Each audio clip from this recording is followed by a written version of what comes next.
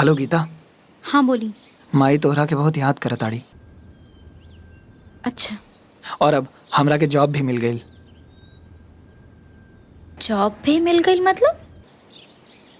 अरे तोहार माता जी हमके जॉब से निकाल देले रहली। मम्मी रहुआ के जॉब से निकलवा देले रहनी मतलब? अच्छा वो सब छोड़ा, अब तू घरे आ जा। सब तोहरा के बहुत याद करता रहे, साथे साथ हम याद करता नहीं।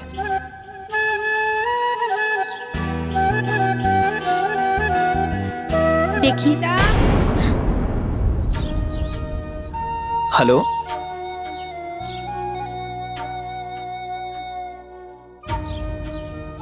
हमरे बात का उनकर ऊपर कोनो फर्क ना पड़ल। बिना जवाब के फोन काट देली। दोनों माई बेटी एक ही माटी के बनल बिया।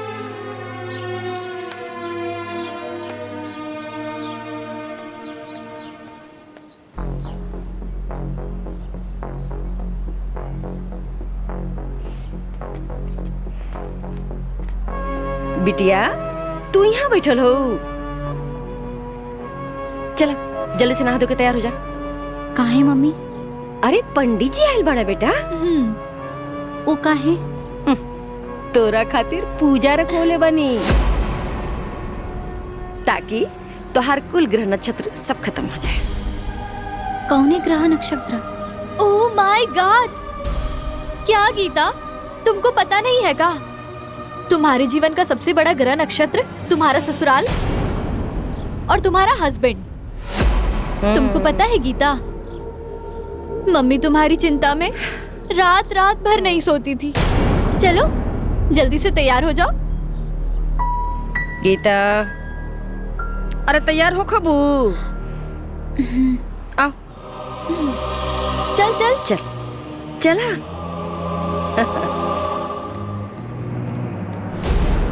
जजमान, बिटिया के पतिदेव को बुलाइए।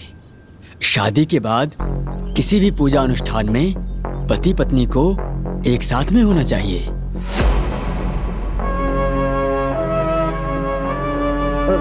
ये कहाँ लिखल बा पंडित जी? ये सब खाली दिखावा। पूजा करें। ये क्या बात कर रही माता जी?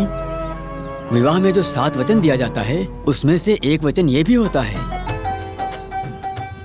Oh my God! का पंडित जी, हम तो कितना बार अपना हस्बैंड के बिना ही पूजा किए हैं। का जी? हाँ जी, सही बात पंडित जी। करने के लिए लोग तो करते हैं, लेकिन मैंने तो शास्त्रों की बात बताई है।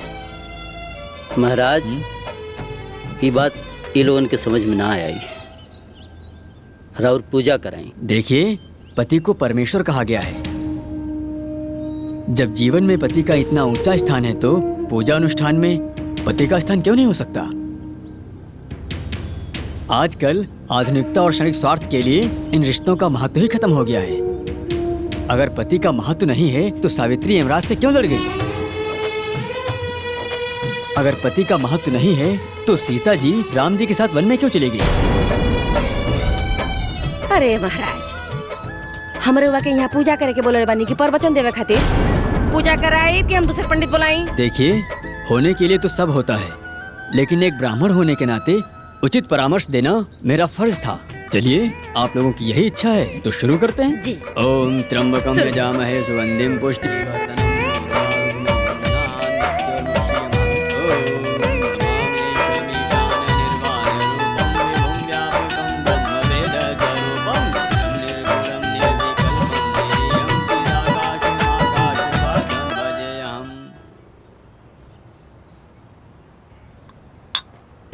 Happy anniversary sweet heart. Oh my God, मुझे तो याद ही नहीं था कि आज मेरी एनिवर्सरी है। बधाई हो बिटिया। Thank you. क्या माँ, तुम भी याद नहीं दिलाई? का याद दिलाई बिटिया? हमार तो खुद दिमाग हैंग करता। थैंक यू सो मच छोटन जी, आज आपने मेरा इतना इम्पोर्टेंट दिन याद दिलवाया। Most welcome sweet heart. इसीलिए हस्बैंड होता है।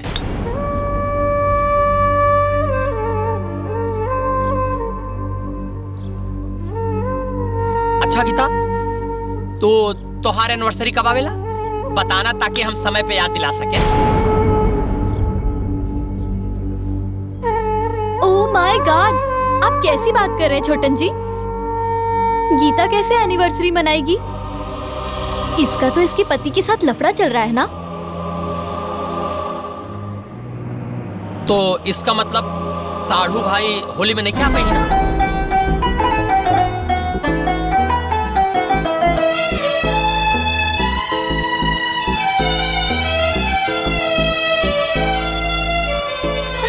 कितना सुंदर है ना।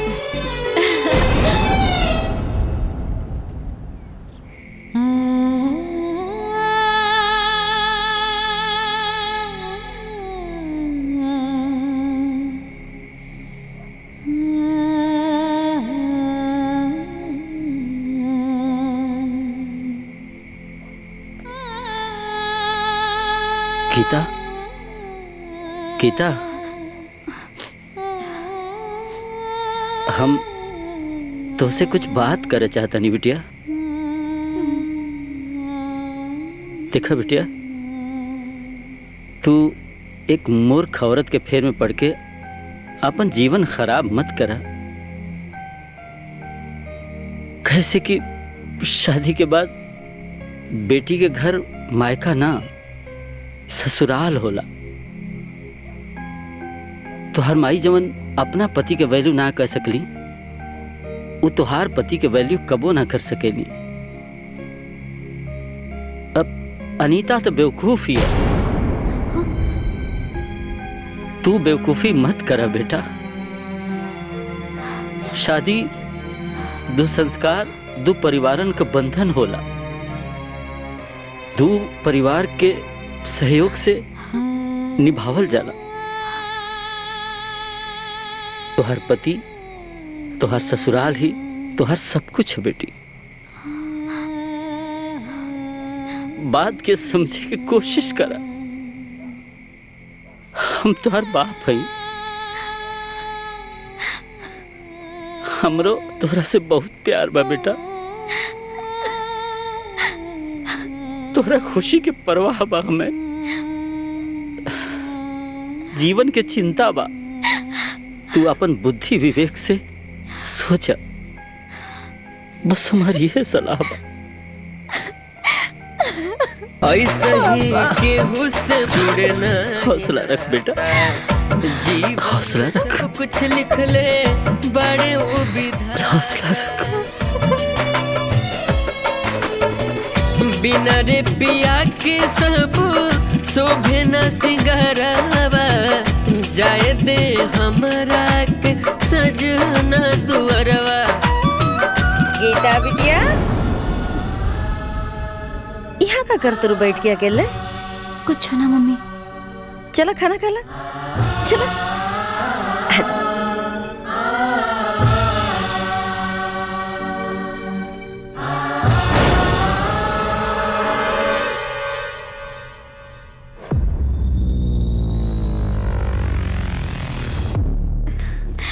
मम्मी, हाँ बिटिया। मम्मी हमारे ससुराल से होली आइल बा। हाँ मम्मी। होली? हाँ। ओ लोगन का हिम्मत कैसे पड़ल यहाँ होली भेजे का? और इतनी औकात कि हमारा यहाँ होली भेजे हैं? देखा था नहीं। अरे सुना था। प्रणाम। छुटकी दुल्हन की खातिर सामान आइल बा। उठाएं सामान, उठाएं उठाएं सामान। ये का करता रू? लोग देखे क्या करता नहीं? क्या पापा, आप तो मम्मी की कोई बात मानते ही नहीं है। मम्मी बोली ना, उठाइए उठाइए, ले जाइए यहाँ से। बड़ी श्रद्धा से अपन पतों के खातिर वो सभी सामान भेजले बानी। रवा ऐसे कहा करता नहीं? अरे आग लगाओ इसने भिखमंगन के सरथा में। का लगा था कि कपड़ा अबीर गुलाल हम अपने बिटियन के नहीं खींच सकत? जाके कह दा उन्हन से कि बबीता देवी ऐसे ने सामान के लात मारे नी।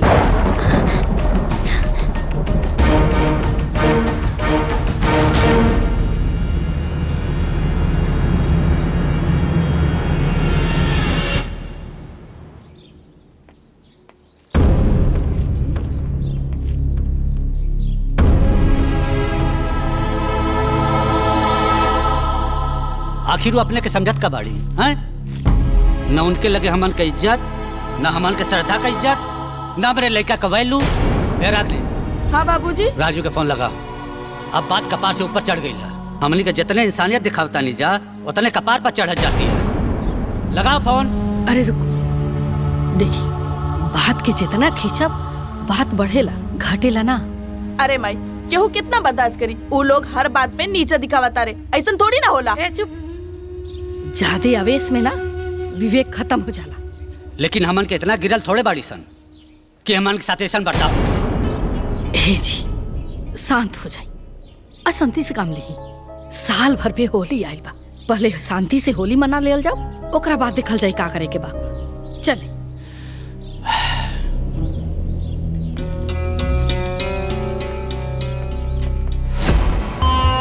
नहीं।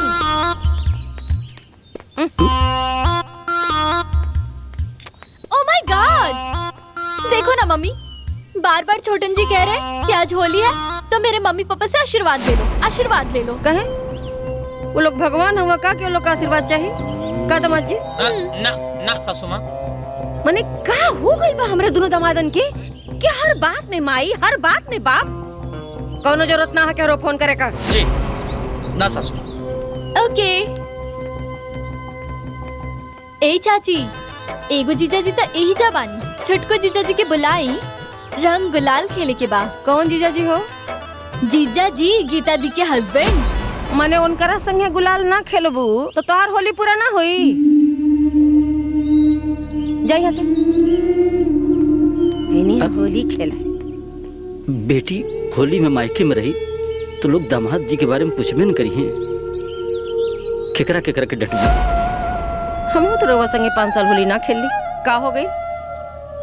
अरे मम्मी, तुमको याद है मैं भी तो छोटन जी के साथ 3 साल होली नहीं खेली थी, तो क्या हो गया?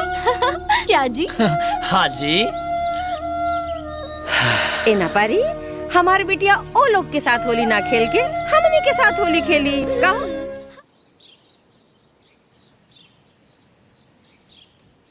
हाँ माई प्रणाम। खुश रहा बेटा। और होली ढंग से बीत गई? घर में ना बेटा ना पतो का होली ढंग से बीती। ए बेटा, तारा आजकल दुल्हन से बात होता कि ना? ना माई, जब उनकर फोन नहीं खियावत तो हम काय करी?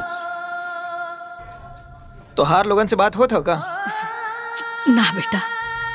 हमके तो समझ में ही नहीं खियावत कि ये झगड़ा कांड कैसे हुई। हट पगला, ये कोनो झगड़ा थोड़ी है रे। इतना रगड़ा रगड़ते रगड़ाते खत्म हुई। इससे ज्यादा ना सोचेंगे।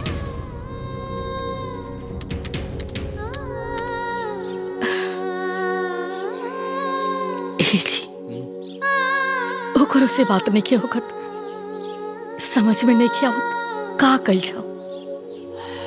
हमनी के चलल जाओ। ठीक कहा था नहीं रहुआ।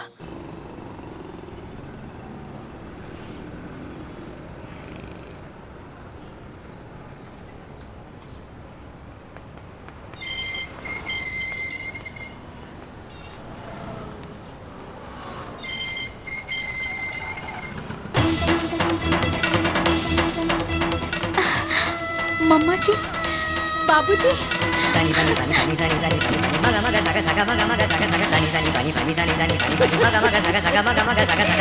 पाँच लाख 5,0595 का हार गिफ्ट कैले ही होली पर। तनी संभाल के रखिया, बड़ी लापरवाह किस्म के हैं। वही रुक जा। रहुआ लोगन के हमरा औकात में और अपना औकात में कोनो अंतर लौकेला कि ना? माने कि हम पागल रहनी है कि जौन रउआ के घरे में अपने बिटिया के ब्याह के लिए बनी, या हमार मती मारल रहा है कि जौन एगो बेरोजगार लड़का के उठा के अपन दामाद बना लेनी।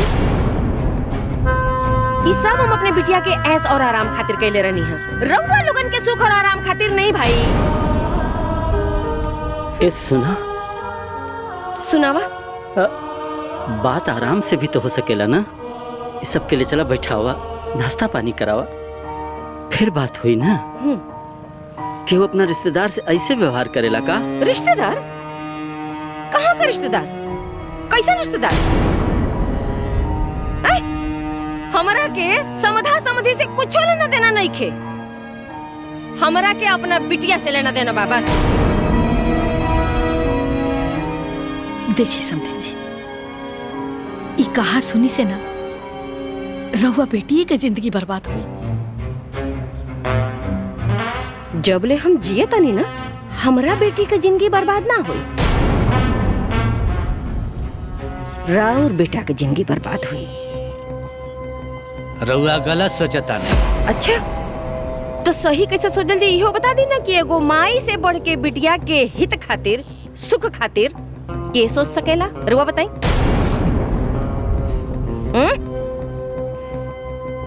हमरे बिटियन के जीवन हमरे हिसाब से चली, बुझाइल? देख बड़की बिटिया खड़ी, आई बड़का दामाद लखनऊ में घर बनता और गोरखपुर में जमीन किना गई, बुझाइल? वैसे ही छोटकी और बिटिया खातिर सोचले बनी। रउआ लोगन जैसन लाचारी का जीवन नहीं खींचिए कि भाई हमरे बिटियन के।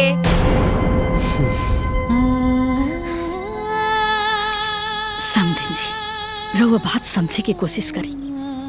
अरे बेटा पतो तो एक ही हो सन, हमनी के रिश्तेदार एक ही हो खबजा, लेकिन ये आपस में बेमनस और रुखापन से कोनो फायदा बा?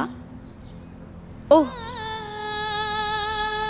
मिस्टेक तो हो गई, हमरा से मिस्टेक हो गई कि तू लोगन के हम अपने रिश्तेदारन के लिस्ट में शामिल के देनी।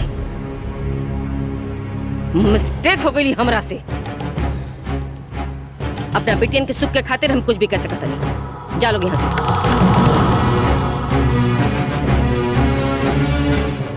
Out, get out.